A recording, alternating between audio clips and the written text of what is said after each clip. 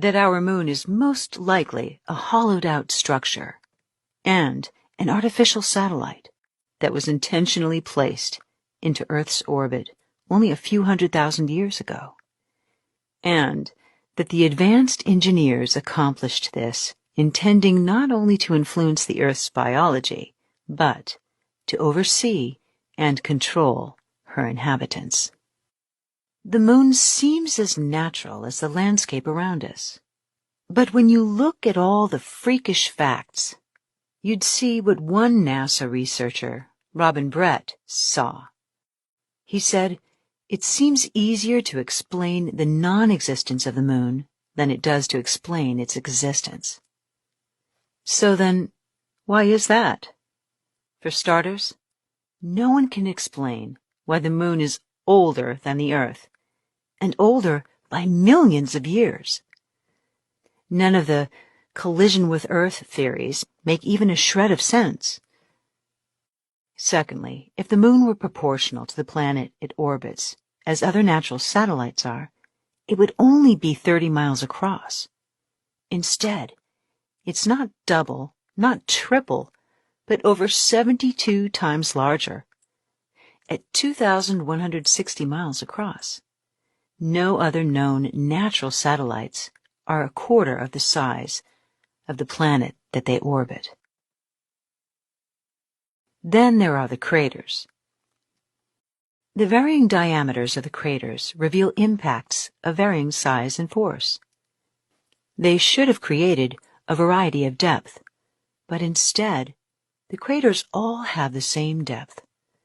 And when astronauts attempted to drill into the craters, they were barely able to penetrate the surface. They also discovered processed metals like brass, mica, and pure titanium, which are not naturally occurring elements. They are created and used for architectural design.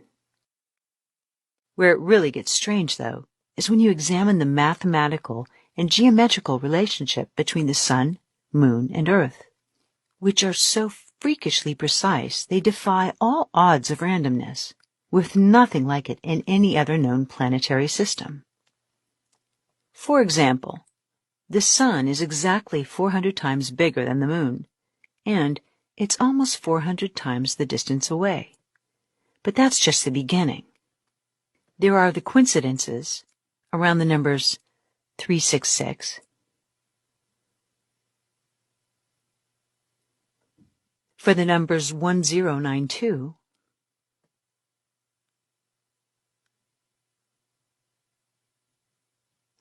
and then the numbers 273.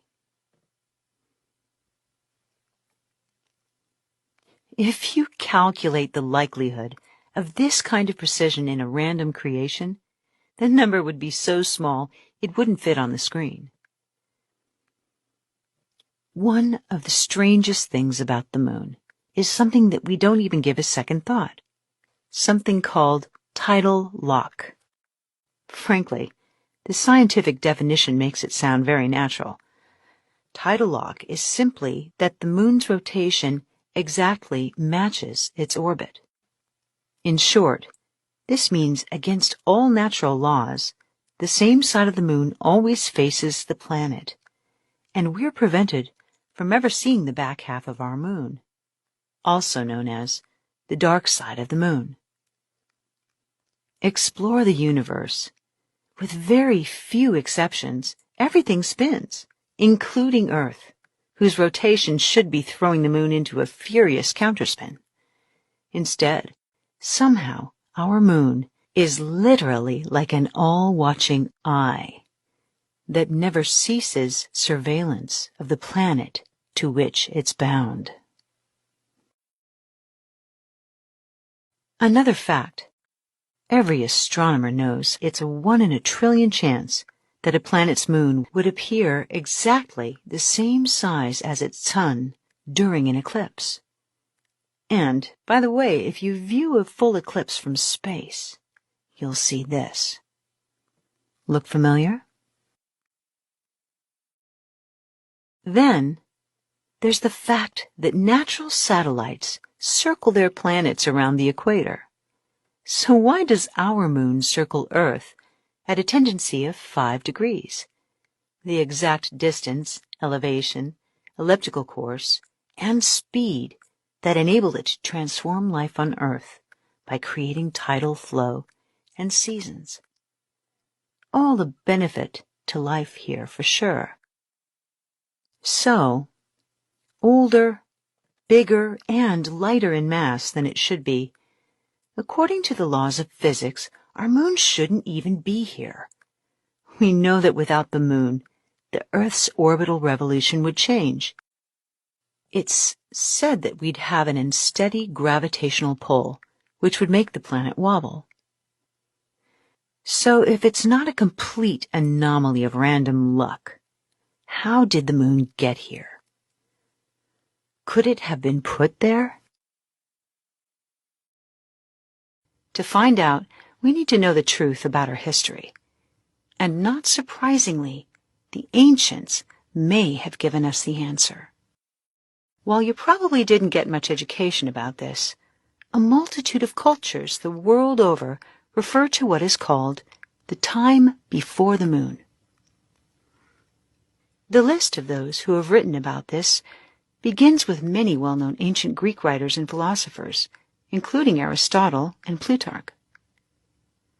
There's even reference to the time when there was no moon before the cataclysm, and certain inhabitants were known as Proselones, which means those that were before the moon. But this expression was used elsewhere. The Columbian legends say, in the earliest times when the moon was not yet in the heavens.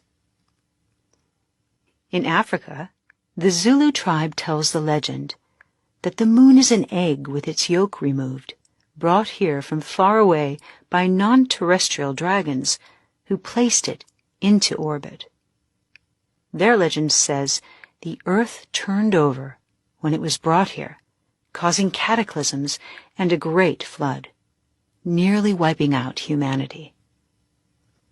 Could this legend coincide with our current understanding of history, when humanity's population bottlenecked, reducing all races to a single ancestor that geneticists call mitochondrial Eve, somewhere between 150 to 200,000 years ago?